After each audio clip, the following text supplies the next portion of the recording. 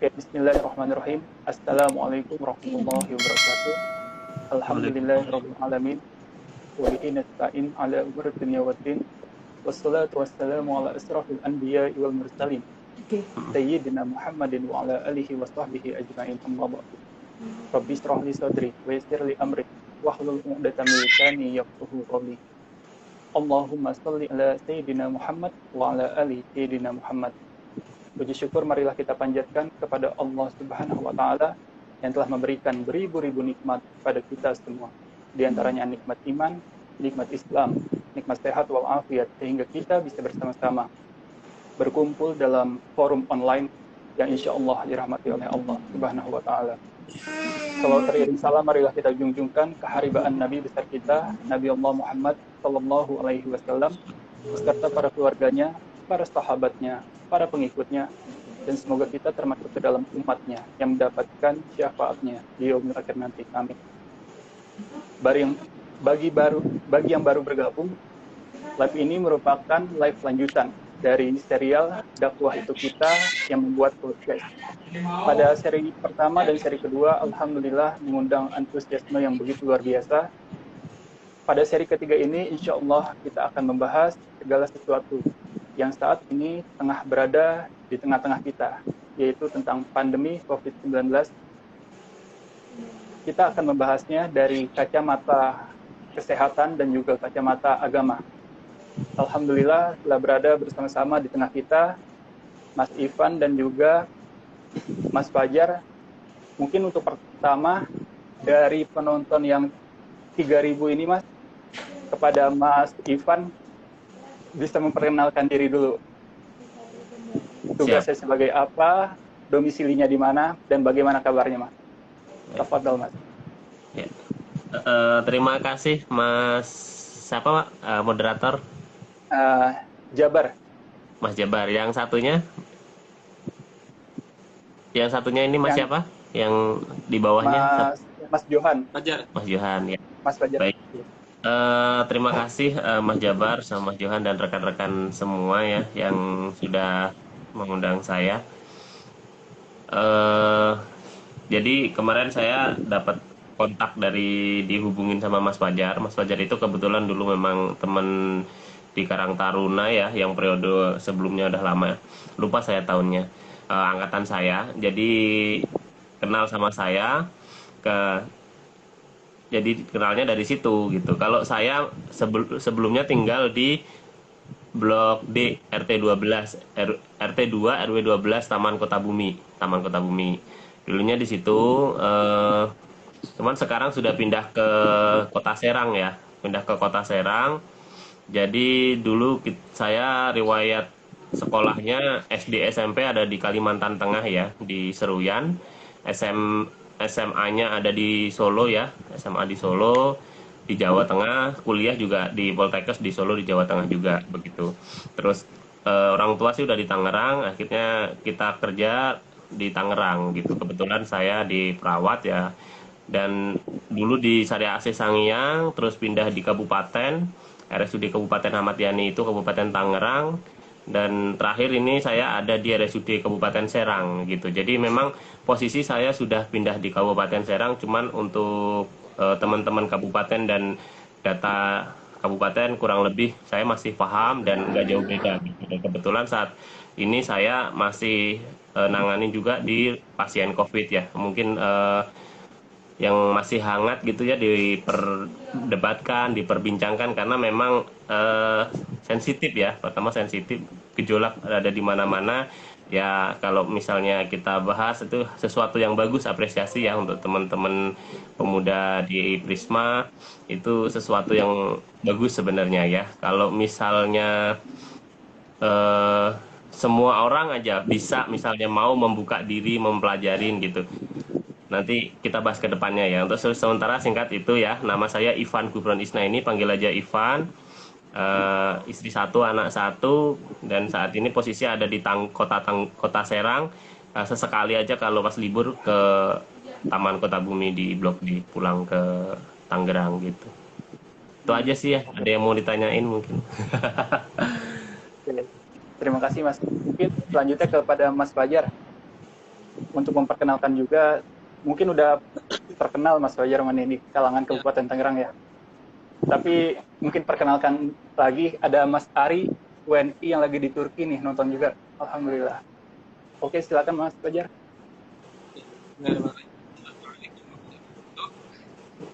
Waalaikumsalam warahmatullahi wabarakatuh. Waalaikumsalam warahmatullahi wabarakatuh. Mungkin perkenalkan.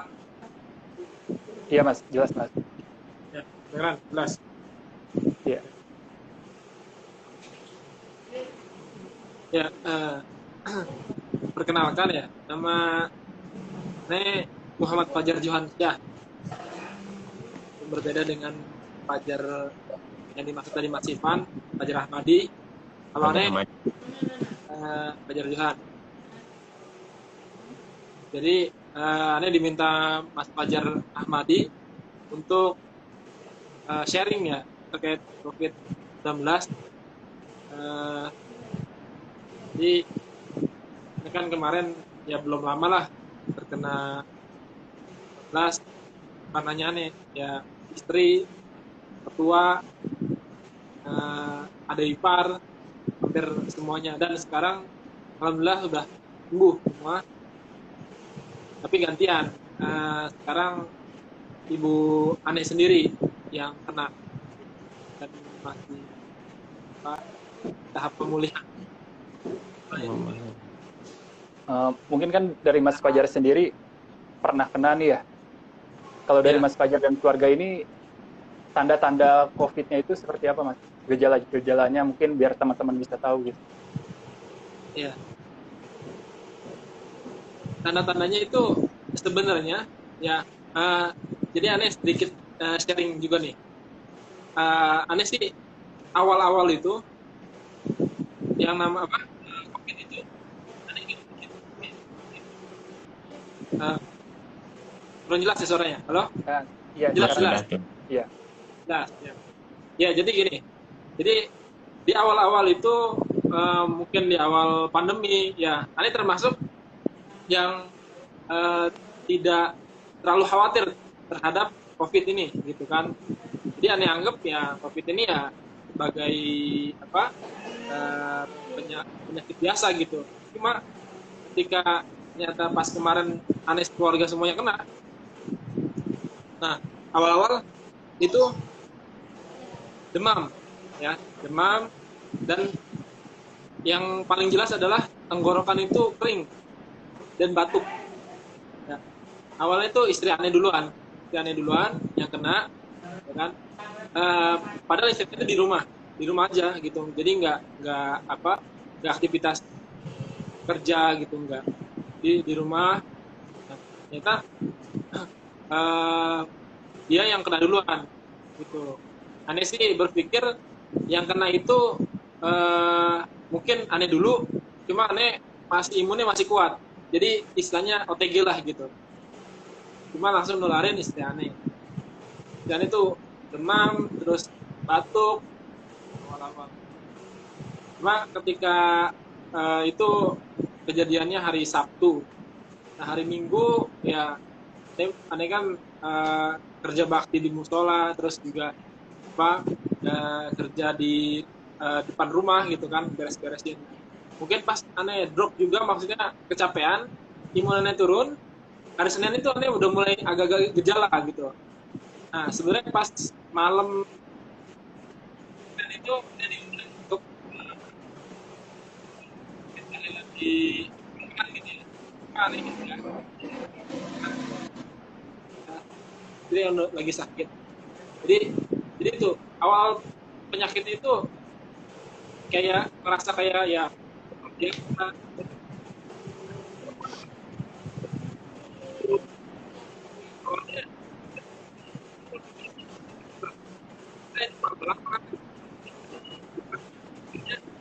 dari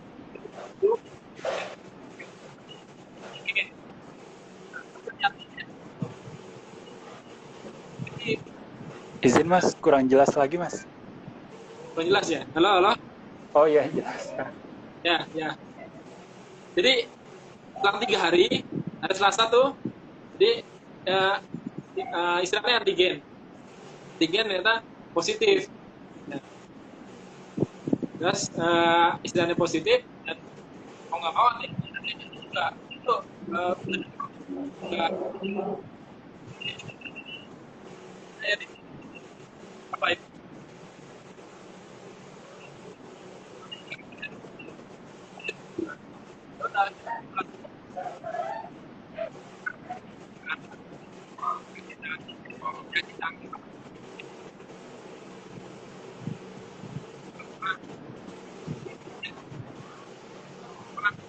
yang paling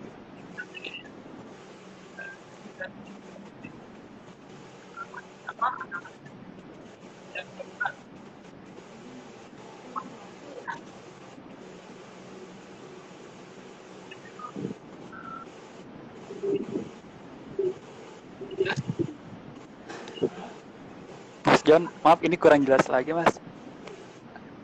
Jadi poinnya halo.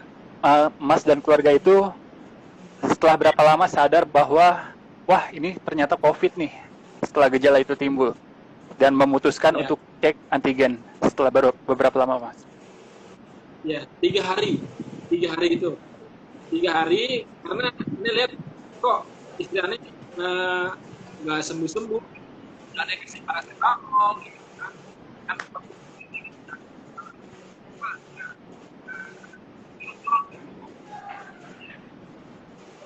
Kan gejala gejala gitu.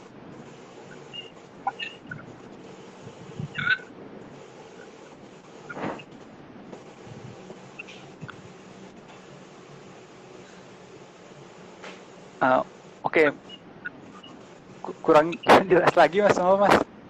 Ya lah. Mungkin kita, nah itu baru jelas. Yo. Mungkin kita beralih ke Mas Ivan dulu ya.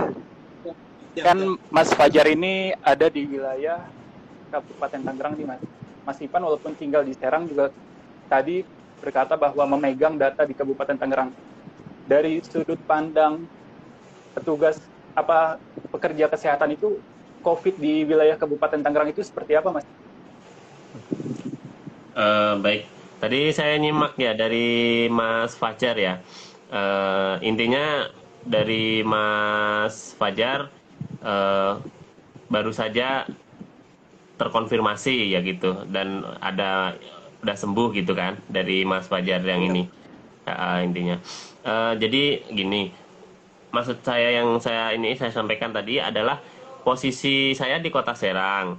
Dulunya saya ada di RSUD Kabupaten Tangerang, dan RSUD itu dulunya memang merupakan rujukan ya. Jadi di Banten itu kan ada dua rujukan COVID itu. Di Banten itu yang wilayah barat itu di RSDP Derajat yang tempat saya bekerja sekarang. Kalau di wilayah timur, Rumah Sakit Umum Kabupaten ini saya luruskan, memang saya nggak secara langsung pegang data,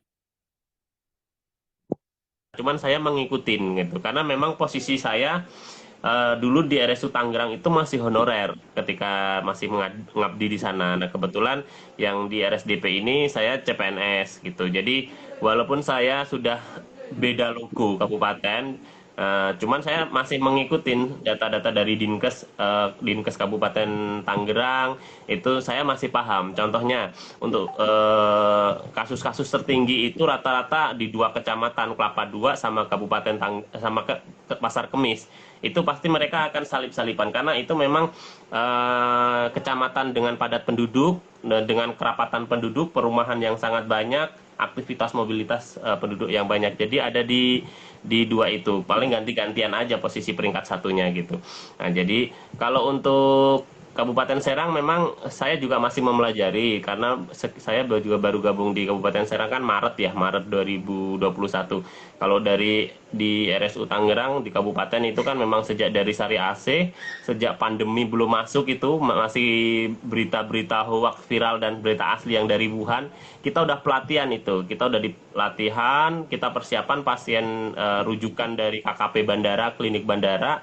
Kalau ada warga WNA entah Cina entah Negro kiranya KKP nggak sanggup, itu RSU Tangerang udah pasang badan. Jadi sebelum DKI Banten belum ada kasus terkonfirmasi, kita udah pelatihan itu, udah dilatih, udah di SK-in gitu. Karena sebenarnya kan pintu masuk warga asing itu ada di Banten ya dulunya. Ada di Banten karena di Soekarno-Hatta. Jadi bukan di Jakarta sebenarnya. Karena tapi ngomongkan Soekarno-Hatta ngomongnya di Jakarta padahal ada di Kota Tangerang gitu. Jadi walaupun di Kota Tangerang sendiri kan vaskes tertingginya ada di RSUT, di RSU Kabupaten itu. Karena RSUD Kabupaten Kota Tangerang yang di Modern itu secara fasilitas Yankesnya masih di bawah RSUT itu. Nah, jadi untuk Kabupaten Tangerang, insya Allah kita masih paham, walaupun nggak terlibat langsung dalam puskesmas karena saya udah pindah di sini. Tapi secara penyebaran saya masih memahami mana-mana kecamatan yang potensial selalu merah terus gitu. Karena memang dari segi sebaran penduduknya, Kecamatan Pasar Kemis itu kan penduduknya 300.000, kurang lebih, mungkin lebih sedikit, itu sama dengan penduduk kota Cilegon gitu kan. Makanya kalau kemarin Banten, ini saya cerita dulu awalnya ya, Banten itu peringkat 1 nasional, itu kita nggak heran, karena terutama Tangerang kan, Tangerang Raya. Tangerang itu penduduknya paling padat gitu, Tangerang Raya, dibanding Banten wilayah yang lain gitu. Karena satu kecamatan Pasar Kemis itu setara dengan penduduk kota Cilegon gitu. Setara dengan penduduk satu kota Cilegon. Itu Pasar Kemis doang itu.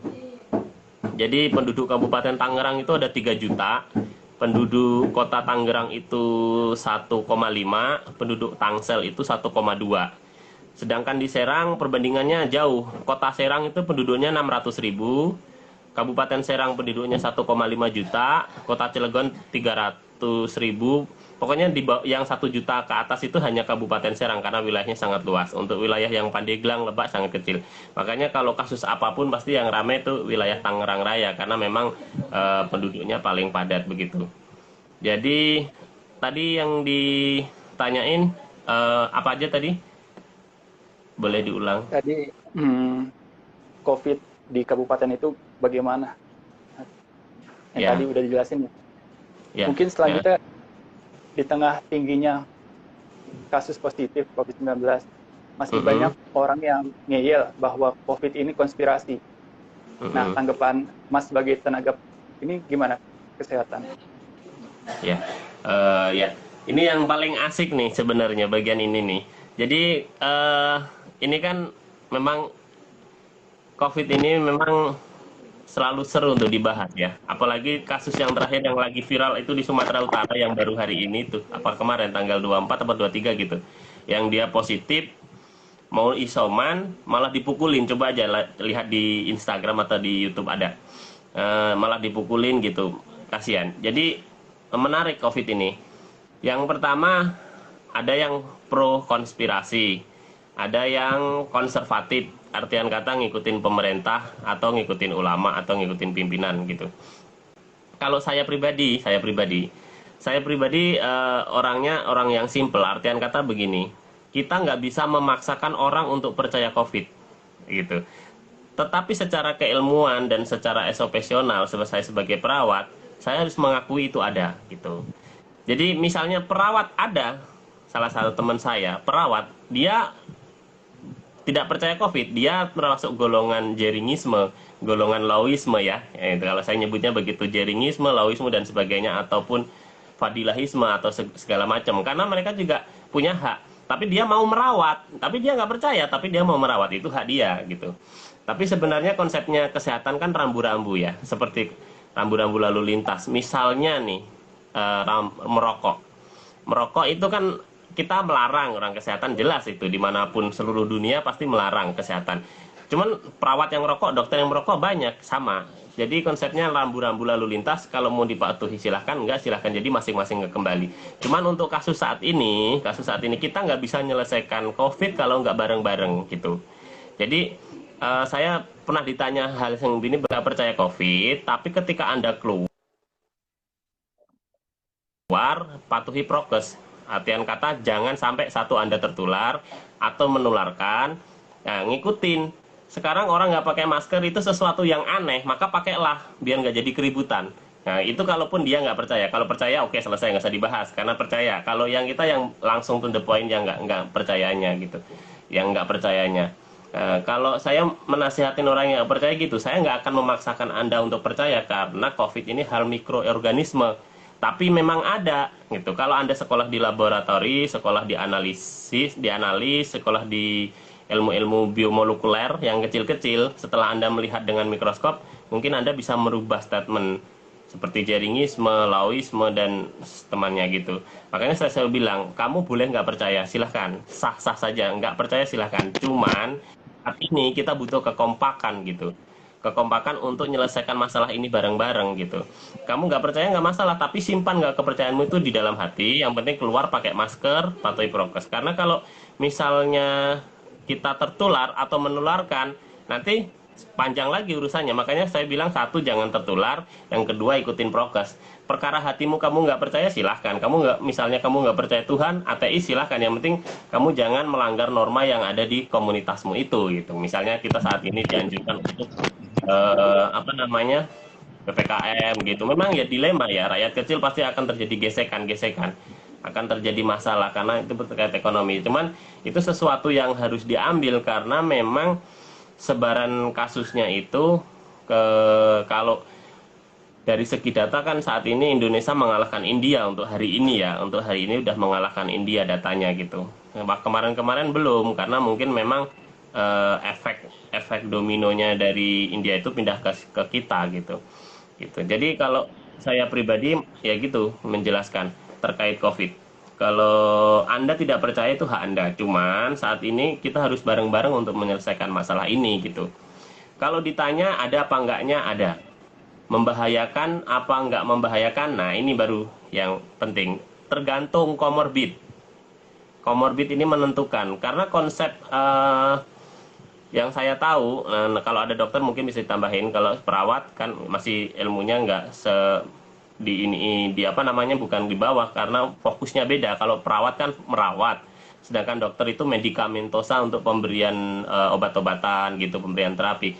Kalau untuk perawat memang yang menyebabkan tingkat kematian ya, mortalitas rate itu adalah dari komorbid ya. Kalau misalnya kita nih, Mas Fajar, Mas Jabar masih posisinya muda dan nggak ada komorbid, harusnya masih bisa survive gitu. Harusnya masih bisa survive pada serangan pertama. Tapi kalau misalnya ada komorbid, ini yang biasanya susah gitu. Karena setahu saya kalau penanganan COVID itu kan memang selain dibunuh anti COVID-nya atau dibekukan dengan anti COVID seperti golongan oseltamivir, remdesivir dan seterusnya, biasanya juga mereka ada permasalahan di pembekuan darah, hematologinya. Makanya biasa disuntik heparin untuk pengencer darah dan sebagainya gitu. Nah, itu sebenarnya wilayah dokter ya, sebenarnya wilayah dokter. Cuman saya istilahnya hanya menceritakan gitu, menarasikan ataupun mendeskripsikan, menggambarkan kenapa COVID itu ada yang fatal, ada yang enggak gitu kan. Kalau orang dipertanyakan ketika COVID orang banyak meninggal di rumah sakit, sebenarnya pertanyaan-pertanyaan yang klise ringan-ringan gitu tuh sebenarnya udah tahu jawabannya kan kalau kita pakai logika ringan gitu tuh. Maksudnya artian kata ya, namanya rumah sakit, tempat orang sakit, wajar dong banyak yang meninggal gitu tuh. Kalau rumah makan banyak orang makan, ya wajar tempatnya orang makan gitu. Sebenarnya dibalikan lagi dari pertanyaan itu berasal dari mana gitu.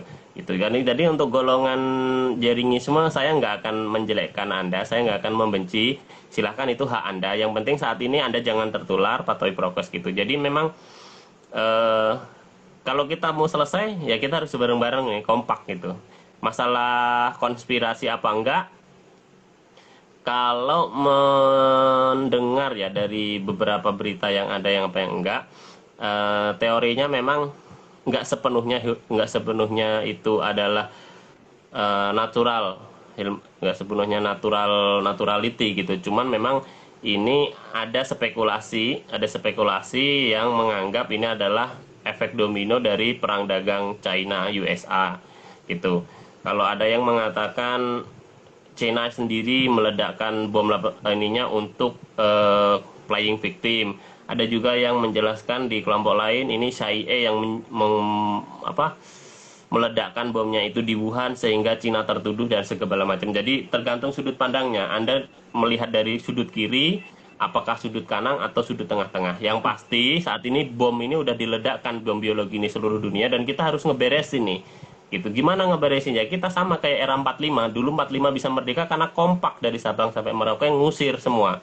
Kalau sekarang nggak kompak, sendiri-sendiri, oposisi sendiri, rezim sendiri, akhirnya lama nanti gontok-gontokan. Nah, nanti setelah selesai pandemi dan kita udah selesai, silahkan kalau mau berpolitik lagi gitu. Yang penting saat ini kita beresin dulu nih serangan dari luar ini. Kalau saya nyebutnya ini masuknya serangan dari luar karena jelas penularannya. Pertama masuk kasus di Tangerang itu saya tahu itu adalah seorang cewek ya, pasien dari daerah Kecamatan Kronjo.